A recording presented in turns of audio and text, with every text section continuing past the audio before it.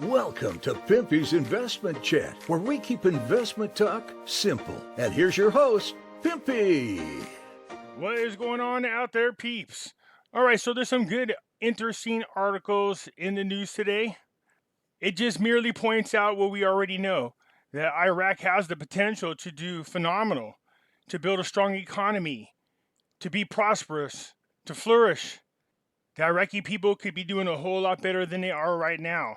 Before we get started, hit the thumbs up button. If you are not a subscriber, please do so, because when you do, it helps out the channel, and I surely do appreciate it. And as you are well aware, when you hit the thumbs up button, it helps us get past the YouTube algorithm that bans us from being seen by unsubscribed individuals. So please remember to hit the thumbs up button as well. If you're thinking about buying gold and silver, go to our friends over there at Money Metals Exchange. The link is down below in the description. If you're a first-time buyer and you spend more than $100, use promo code Pimpy, P-I-M-P-Y, and you will get a free half ounce of silver. Okay, so we got NATO to Al-Kazimi. Iraq is a pivotal country in the region and the world. Yes, we know that. There are many countries that are eyeballing Iraq. Like I stated before, they are the gateway to the Middle East. There are a lot of countries interested in getting their claws in on Iraq, that's for sure. We know China is one of them, Russia is one of them, of course, and the United States, as well as Iran. All of them trying to figure out how to take control of Iraq. China definitely wants a part of their Silk Road initiative. That'd be a huge gain for China. It said the new commander of the North Atlanta Treaty Organization Mission for Advisory and Training in Baghdad confirmed on Wednesday that Iraq is a pivotal country in the region and the world. This came during his visit to Iraq Prime Minister Al-Kadhimi's in his office in the capital of Baghdad, according to the news. The statement indicated that the meeting discussed the work of the NATO mission in Iraq and ways to develop it and overcome any difficulties it may face.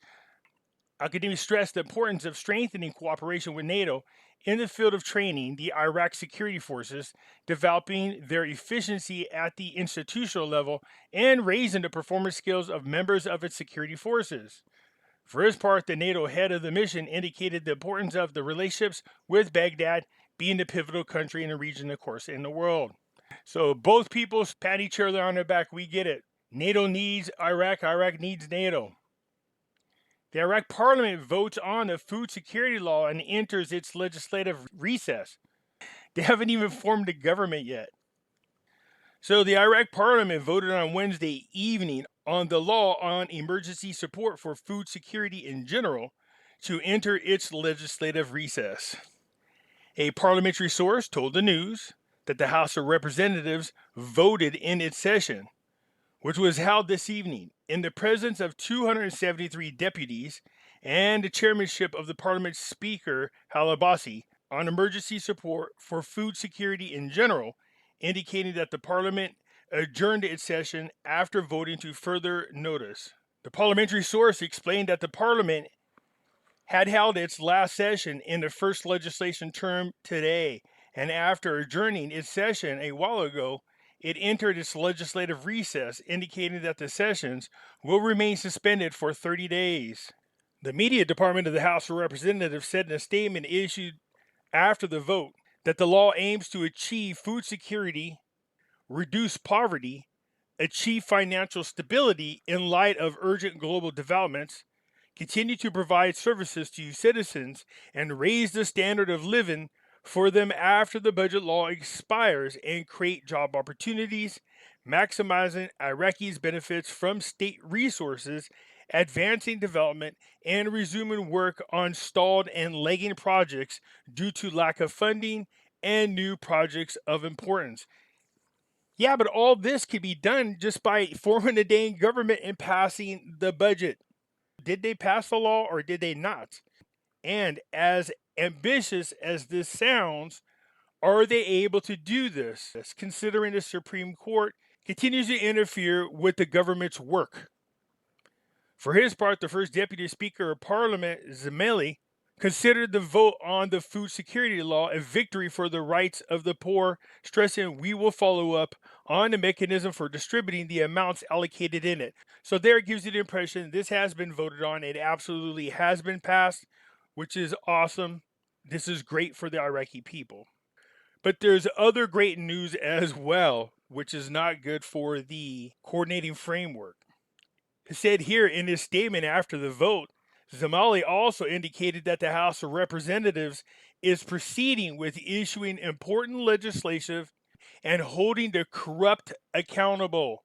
Yikes. Remember, that's one of the things that Maliki was trying to block when Al-Kadhimi first got into office. But now that Stoddard's in there and they got most of the seats, and he supports the opening of the corrupt files to be dealt with so people could be held accountable. Yeah, it looks like they're moving forward regardless. I'm anxious to see how this comes out. It said the Cannon Sunrise Parliamentary Bloc announced that its deputies, who number 6, did not enter the voting session on the food security law, attributing the reason to commitment to the Constitution and the decision of the federal court and its clear and binding interpretation for all, and pushing the real and realistic solutions, and in order to preserve the legislation of the disbursements of the public money in constitutional ways. According to the statement, the government of the Prime Minister of Al-Kadhimi submitted a bill, which is related to the current period, for not approving the financial budget so far, as the bill allocates more than 35 trillion Iraqi dinars, which is about 24.1 billion US dollars, through which the government can conduct its business, but political parties object to passing it. So then passing the food security law, let's see what happens with the Supreme Court, or if there's any more interruptions, any more delays, or will the Supreme Court interfere at all. Iraqi's Prime Minister, 26 billion increase in foreign reserves within 2 years. Heck, it seems to me like they're doing that per month just about. The Prime Minister Al-Kadhimi said that before the advent of this government, the economy was on the verge of collapse, or at least beginning to collapse, and there was no liquidity to pay salaries, noting that the first visit he made was to the retirement director to reassure retirees by paying their salaries, indicating that the reasons for that was the wrong policies in managing the economy, as Iraq relies only on oil at a rate of 96%. And this is the wrong policies, a lazy policy. And when the oil prices collapsed, major problems occurred. So what he's talking about is 96% of the money that's generated for the budget comes from oil sales, which is not good. And this is why he's trying to build the private sectors so they have other means to generate revenue away from the oil. Al-Kadhimi, during the press conference held in the government palace, that when the government took over its duties, the currency reserves in the central bank was close to $50 billion. But today, exactly 2 years after the age of the government, the currency reserves in the central bank have reached $76 billion. That's a pretty big jump. And this is the fastest growth to reserves in the history of Iraq. And at the end of this year, we pledge that if things go in the way, that the reserves will be close to $90 billion. Heck, I thought the United States had something like 200 trillion, man, I was way off. You can see right here, as of April of 2022, the United States reserves are at a dismal $37.1 billion. Iraq actually has more reserves than we do, and we have printed way more money than they have. The Prime Minister continues saying that we need approximately $7 billion a month to pay salaries, and relying on absolute oil is the wrong policy, and there is no clear vision for all governments, so we launched the reform project represented by the White Paper. Everyone criticized the White Paper and accused it of a failure, but it was what saved us from the situation is bad, and today the reports of the World Bank and the International Monetary Fund all show that Iraq is at the forefront of the fastest growing countries in the Middle East, and also the first ranked in the world, which is awesome news for any of us who are invested into the Iraqi dinar. Al-Kadhimi stressed that the White Paper is the reform paper, and that there has been no reform in Iraqi economy for a long time.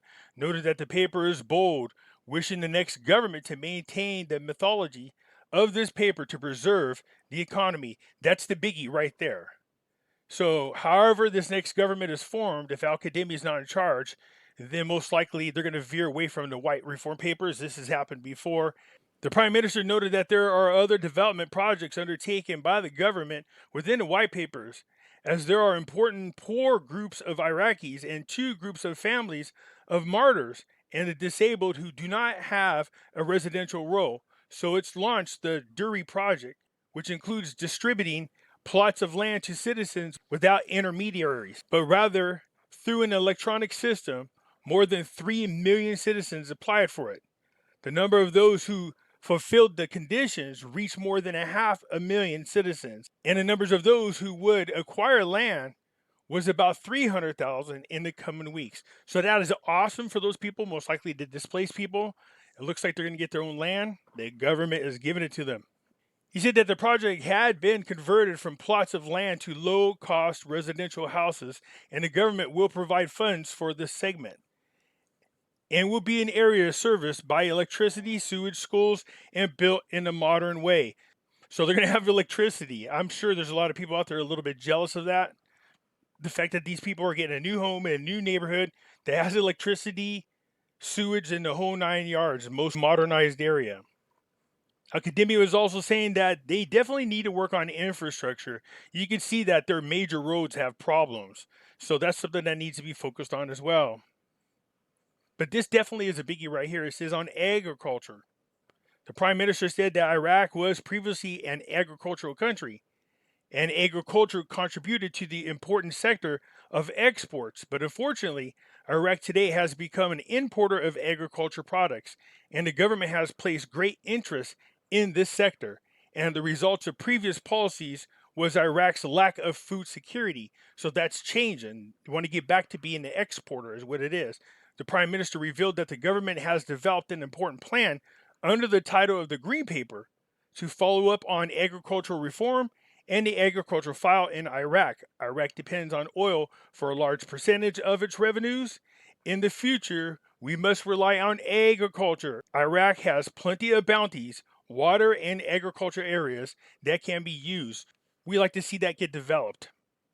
Oil has reached above $121 per barrel.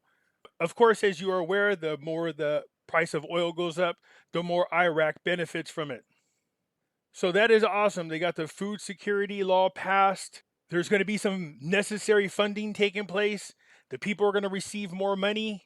Hopefully all those things they want, including moving people out of poverty, this law is going to be able to help make that happen, as well as funding projects that have been stalled or not funded at all. I like the idea of the green papers. Iraq has to go back to exporting agriculture, not importing it. So like I was saying before, Iraq is in a good position if it could just form the right government, and the government continue these reform papers, and they stay on track with no terrorist groups, with no corruption. If they could get that all taken care of, I'm telling you, within 2 years, you're going to see some huge changes in Iraq. Anyways, that's it for now. Let me know what you think. Hit the thumbs up button. If you're not a subscriber, please do so, because when you do, it helps out the channel, and I surely do appreciate it. And I'll catch you later. I'm out.